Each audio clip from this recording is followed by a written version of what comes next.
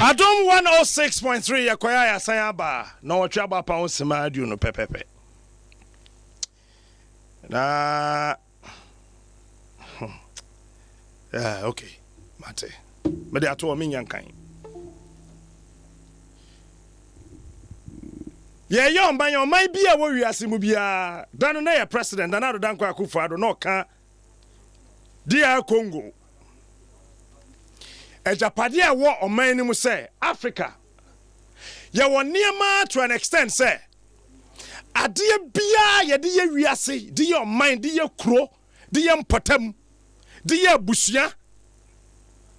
Emane ye yie no ye wo bi. Nyame sheda no mayen sa niama nyina. The World Economic Forum atena se say continent ahodo a ye wo wiase nyina continent o ye very rich Africa, but ono nso na mu nipa no ye very poor. Continent or ye very, very, very rich. Africa is richer than America. Africa is richer than Europe. Africa is richer than Asia. Africa is richer than Australia. Yet, we remain the poorest. And yet, na don't go aka. Kwame Nkrumah kebi o ye di obetumi aye bia o ye biribia bi. Gentimi ahweso. All African presidents akasa asem we bi. Ba besin ne ye hu mfaso a ewa ade obo ade de che ye ne ho se ye behwe sa ade no so ye ne ye. Ghana ye wo gold, ye wo manganese, ye wo timber, ye wo den, ye wo den, ye wo den, ye wo den, and ye wo cocoa. Koko penny ade a ban timi di kosia wo na abrofo ho pre omo ho pu che se koko ho besia de ya de be mamo se ya me no ka se Standard a bank akasia wo UK wo mu di mirika ba Ghana omo ho pu che won ka se di sika ba adentra o mo ba je besia na mo fa nkoto koko adentra koko so won fa so ewiase nyina da ho kakrakai. Look, Latin American countries, Peru, Panama, and all those areas. What would you cocoa? But the son said, one more assassin yentino, one cocoa, one patch as a wood rock a crowum. If you are Africa to drink cocoa, and may over 70 countries drink cocoa. But when you now cocoa, no, so you're not saying. Cocoa board, see you or what say ye, or what say ye, or no bread. Or no, ye cocoa mushemu that why ye who say, a minor carrying in our cocoa, no, what the quang, a man say just what, Niton and the buono, or from Africa to cry the account. But on my back, me nimbe bia. Sa papa kofa Fernando Paul say he wana or kofa cocoa no, and so on no kofa free what the bag Ghana no, ye Ghana cocoa no. The whole world to say the quality of Ghana's cocoa and your matchable a bit new. Baby, I tell you, kofa cocoa if you buy a crown. Yes, it's a lot more than your papa. Mentia simple. Nature say, Nyamisha da doye. Menim say ye tuntumintro. Say, be an enemy, say yen to me, shen Yamasunti, or the my abundantly. Say the baya, yes, say be a dache, Kakrabi Bacania de Chayanumintro. Say ye dentro. Cocoa. Who bought Ghana din wo baby cocoa. Men call Japan da. Mebo modi anso akoho nche. Who drew wa dia? Who bought Ghana? Adia ye de kai cocoa. But abusia. Cocoa na nkasa ye wono so eso wonfa so mai. Are we really serious about cocoa? Says here yet away, yes, ye dria rubber, and ye dria bear, and me wa before, kakraka, if you care to know. Kakraka. But, a before no, what it took or call who Obi, Echo, dear Congo, Echo tun katie, ewo kwaho, or Nigeria ni. Your friend Omoshu Itala Omoshi says ya me no ka say odam wodi DR Congo 22 years adentra on mine nkatia no wonfa ni agro wokoto nkatia nya sika ne wokoto nkatia wokwa ho wanya pami he enti odam yategana hana kwabrani atimi asore se obetu gadam say na watwese kan soso no nsofi ani nkotonkuro edi esi koko fuom pepa titem na watwa koko ni nyina to agu na watu galab say yewia na wase jambe na to na kum nipa na yehwe no saa na eba ne say na ade ye fe ne cash crop no na ma ye nsika say ya mpampo say ya beye one district one factory ampa enti koko na aso no nyansani bia ni wo se obetwe se koko na aso no yenti koko ni wie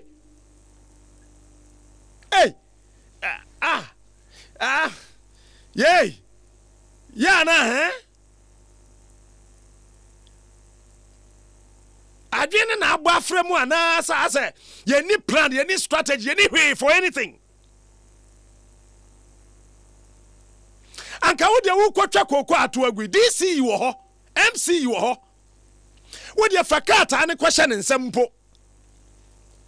na sa wo de krata akura koma MC ya na time aduru sa wo kwatwa koko na ato agua wo de ko MC ne ho na ka chense ma me time ye de betwa koko na so ono na wo fom ho a onim farmers ono won te district nim na nkono mfra ne farmers nka nkyere won se enhyehye na aba no ebia ye bedu koko na gu nne ana se kyena ana na wotwe mienu a wo ye nim yi na enhyehye won se ye besusu ya mansa akwasu aboadiwa hwan asase ani koko e wo so na ye bia ye betu aka ana se ebia aban pentem enti ne sika ne ntimi maaye na wode munya abotre de sika ne beba na DC yi ntimi ne na kuafo nkasa mo anya ne sa mo asi DC yi achi wo se akodwura gu MP wo mo nsan ho mo akwatwa police commandant dro akodwiri koko media mini ho se de wo kan yampa close to 2000 acres aden then high adwin then and high adwin what about me kwa homa no so na fe me ne Mami Marigold Asan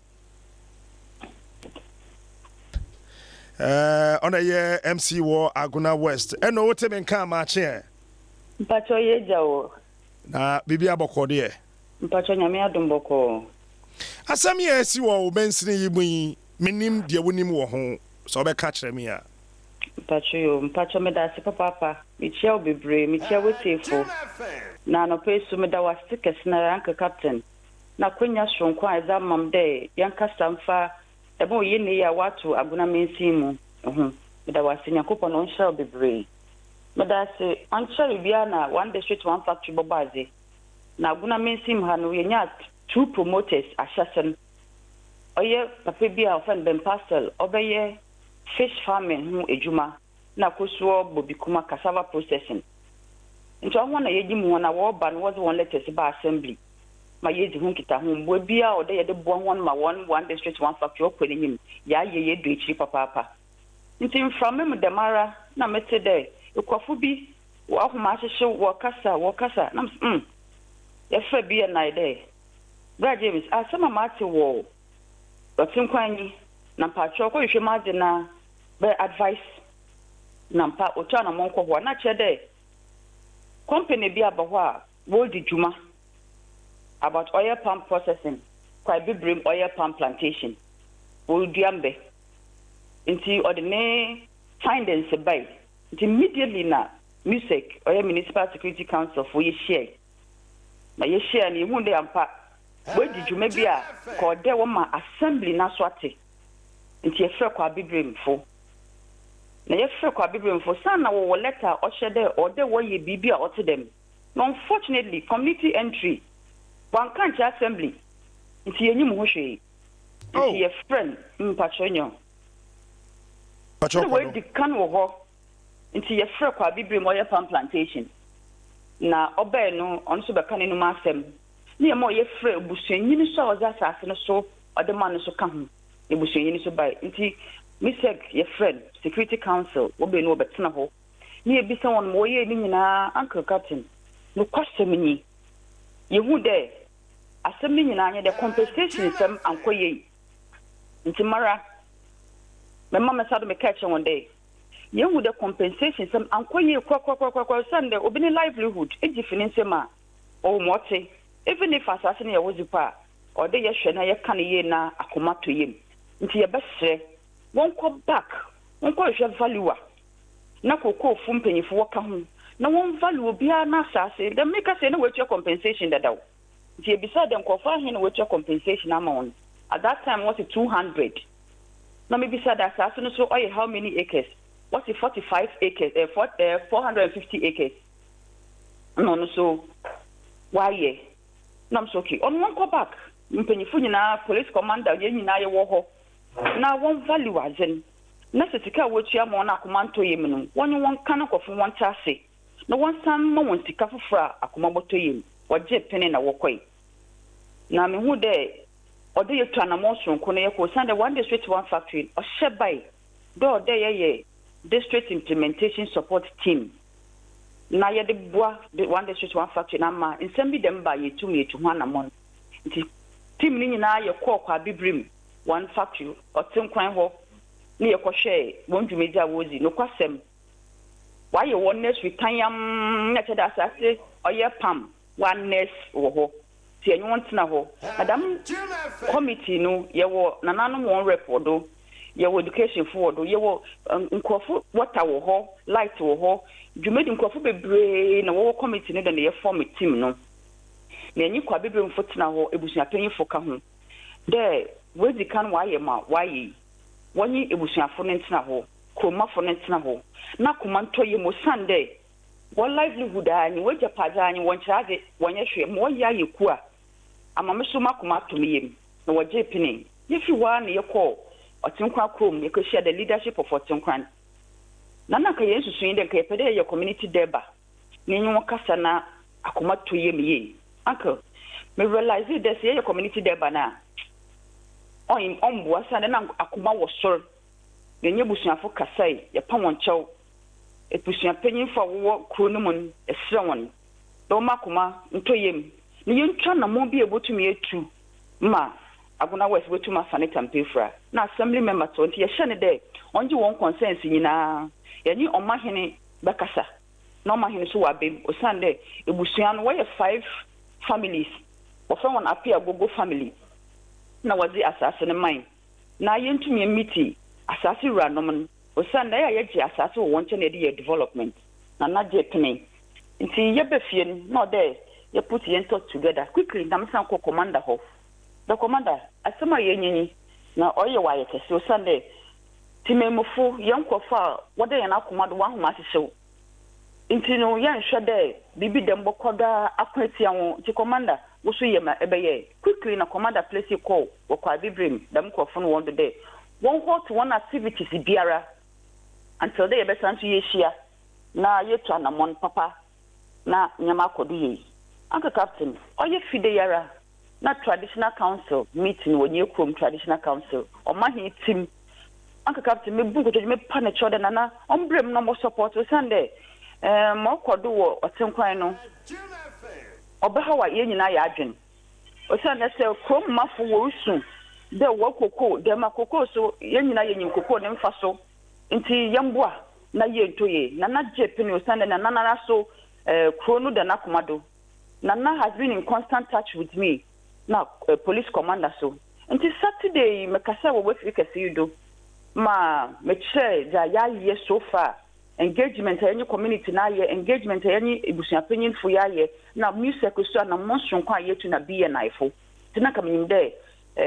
ye boboko de ye bekasa ma bibiara wato ye sande na commander so a stop one. Until me che de beja ya ban na aha me kakra. Ye sande nkrofo no wada makoma de papa tankwa o mekọ ho papa wodi won dwuma biara me ka ho a ye di dwuma na uncle no kwasem ni compensation no de makada nkoye na sana no so na compensation we di kan we tua mankofo wa sansan nti de oba music meeting no or the list of members na we tue compensation e be kire hen tu assign mpo ewie nti oye ne mpo na ka yenyim ahyase na ka bia yeso ye fa value mpo ma wo support ma akomato yim nti oye za oha oyen papa mankasa mitei oha menda do kra menda do menyo ka sei oye police commander yen papa sipanyanki wa ye djuma sonko anope ye emergency meeting woni officer o hie busuafo o hie oye palm plantation for ye kwa bibrim fui ma no pay ye bia ode ye de tuye no ye tumi da tuye ya no pay yara me how you there say aban be project will be na obi ne japazo wodo a ma wo ye in there what for state value na wa aba na wa aba value na we hu de asemasi ne japaze yi no se de wazeman yi no se de wazeman anye biara wo ye MC wo hoi what the state value will be ba wa hwe em was no kɔ hɔ ana uncle Pacho one first state value amba na no question nye de what about yazri mpo no ame as a municipal chief executive minim ho hwe metin from them demand idiat from them turn am fast mo de kɔ hɔ nti state value amba na wanka se minim ha wo ye mpo value wo ma compensation no ampa de obi wadwe no kokoo abeye afie bien edu edonu no wo twegu oya ye musisi kesinara anka value aba den ka state value ye ken of value papa nka mpo waja koma pa bejem ma bibia ye kama pa state value amba ma mo he man kan chem na mmom oba meeting mo ma ye hu de bibi dem ko do na me hye won de or de ye ko back to the drawing table near for valuers ankasa na kokoo board of so wo rep so ka hu osanda won so wonyim kokoo no ne nza mamu ye bebresen hen na state value na ka hu na ka kokoo fo no so ka hu ne san re value no mekwafo no sika ebo mo wakoma to wo yem kwa sisera baby awedui kokoo yi wedwu egu wewie ye baye nda na ebetuma value Uncle Captain Pacho ayi no ayi nyibisam papa baby awedun yenye commander wisia ya asu ya fa value na aka hu na ya kase wedwu egu ampa ya ye dempo ne hu de kokoo no ye 10 ona ye 20 obey challenge kakra but minim de ye botum ya ye bibi ma akoma toye mprekope mama mesima nyibra ba no akoma kofom ye tayen community nature dodo wodan na akoma do ye bo won me botum ya ye nte ba sire to sire won woma adwebrombra ni ntu de manamoni na ofa yebra akade nyim hohwe na workotna sa o maminja wo name da wonzi ho nkomo nwie na wonzi nkomo nwie e kina ye besa afro no yetie mo bekwa kwesi Mpacho medase papa nyamin show wona se nyamin show so Marigold asan the MC wa Aguna West so wa sama ya meka no there's no coordination we sorry no nam ha no ye de ope na we nam ha no ye de ope o menyane nti kura se ni Paul sign letter ne kura no we free minister over 3 months ni poko ono ko na Ministry of Trade and Industry acquire project na MC yowo area ni mu na ono na hwesa potam ho ni nyina no onim ho hwe nyamena meka ono na kan sesi ya mona mane MP a owo ho ya mona mane but the sansa asamba ye be frɛ MP ni ya frɛ MC nti obi akɔ constituency biam na ɔkɔ district biam akɔye bibia ɛno an so ɔkɔ ho na ɔkɔye enti sabi John Rimpobe say cocoa close to 2,000 acres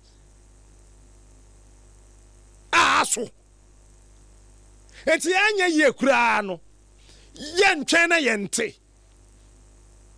wa bra say ye prias ye benya 1 million tons of cocoa na we are say asabeda number 1 biom as a country ye prese ye bedru 1 million tons samechraw adwuma pa cocoa CEO foforo ya wabai adwuma oye no eni bra papa ne brese cocoa adwuma ne betimi yakɔ na mu kwantu a otu hwe president ni Ivory Coast president meetings ahodo awaye na obi ti wakofa grader esi cocoa fom se mbedua be na one district one factory di bedua ba mpacho saa aguna ho kakre ya saa central jo poi mo ye enya ho ne ye ayensu starch factory no banchira edua na wan banchira wan yesi wuni mo wu a aya hwenna banchi no ene starch factory no wan yey Prince Boateng PR Roba Ministry of Trade and Industry. Prince, good morning. Good morning, Captain. Nempomoe. Nyami adom me ho ye na onso eminia. Adom. Enka uma radio no confirm kakra bi ma me anka be bo. Captain, medum no krempo. Medase. Mpacho sa Aguna West palm plantation no ministry no munim ho bibi. Ko yenim ho bi pa. Timwa na mo ma kwan se yenkodwi kokoo no. Debi. Nya yenim ene se na metese na wo kasa ye se papa na wo sign the letter no kwa wo fi ministry honom. Me pacho enye se wo fi honom na oye acting chief director Mr. Ebenezer Paddy Ajako but se on the sign the letter no. Pacho ai. Na oye acting chief director on fi honom but se onye the chief director. He say, director in charge of technical services, and he is still with us at the ministry. All right. The acting chief director is Mr. Patrick Yao Nemu. Medase. Na nia etienne say yema obia letter say onkonko cha kuku infu entumu na yemfa nkonko dua abe. Ocha letter na Ebenezer Paddy Ajako sign ye na nia wache ewo mu ene say kwai bi brim almost part of the one district, one factory initiative. Now, the letter no mom say the district implementation support team. Na a honorable DC Kanwasemono. Omo every assistance necessary. Send a beya omutumedi ebitimi akoso wano. Emma amanfo bitimi enya adwumaye na factory no so ebitimi abaso. Enti under no circumstance and a ministry no ama obia letter say Sabi, o share kuku humfaswa o mai we yinya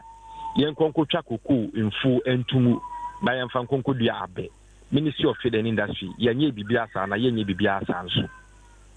entiane na eba ne sen efuse won a won kotwa no voices ana ye bobɔ no ha na maame a owo ne fom am koe na asem am de koe ne say president na ama won tumi through the Ministry of Trade and Industry say yembedwingu na fe wo mundu abe. Captain, I don't know Captain de Menewa. When him says a buying Ebema Obitumi se onye bibia a kata edaso. Kata ministry no so far a issue that letter ya Meneo Eka Wasama minim se o copy. Sa letter no bibia side him say Yankonko bibia yemu. Letter no nya a woman say yema assembly nehu. Say ministry no and for that matter a buying. Ajiatum ya share company un say Captain 17 acheche bi mu ache wetie fo a one district one factory no obi a unim MPP abakosem enim say MPP enyi ntum say ese say oman na ese say eye nnwuma efi say oman no ye history ya abakosem e kire en say bibi bia oman ne beji atum say ye beye no Captain ya na enhye dan ko yi sa eti MPP agitum say the private sector na ese a lead in economic the economic drive. It's in the private sector no or near aban esesa aban yen say aban no e de eniema beto to akwan access to capital send e interest rate ebeba form it will show one district one factory aban support interest rate obi akọ bank say okwa koje e dey set up adwuma ebe cost no because of one district one factory we are aware of the incentive package me ministry akọ parliament ama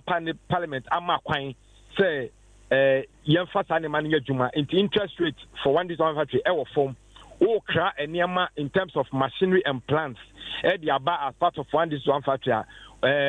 duty any quota ni nyina aban atwam sene ebe ya ubetimi de aba se yen aban dia obeye eno no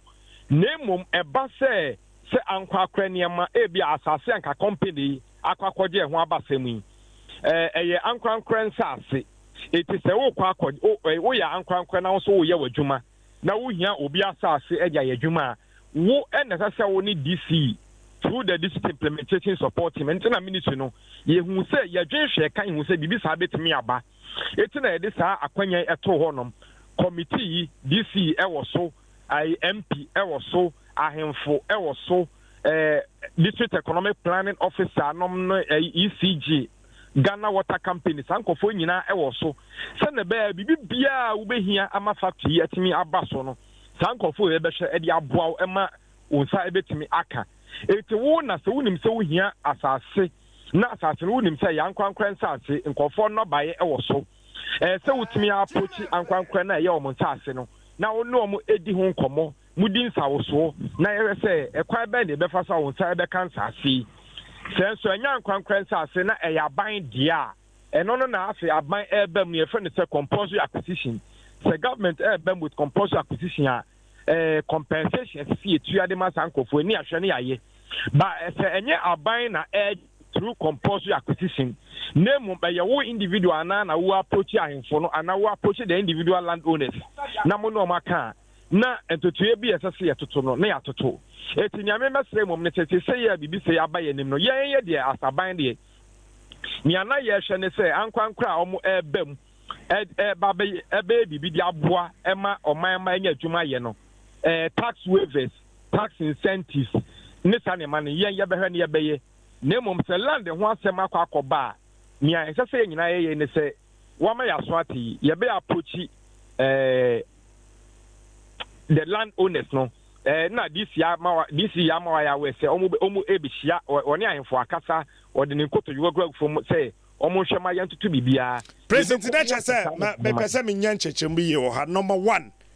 ministry no monsuma obi aso nkoju koko ntungu captain yansuma obia na yansuma obia nso ena number 2 nipa no se monsuma anu mpo a ono ankasa de mmara hye ne nsem akwa akodwu no wa mfrem anka nkyeremo so long as I am aware minim bibia sa ni minima ne say company no a company and registered under the one district one factory ena wo mu koduru ho na wo mu dwu ne kura asoso ya mfrem say ye duru ho ne ye dua to agu oh there be say eno de captain na mama wo say ministry no hu say ye ka say ye betena enkan hanom na ya ji bibia aboso say na bia adom FM mo won kan hanom minim say mo affiliate stations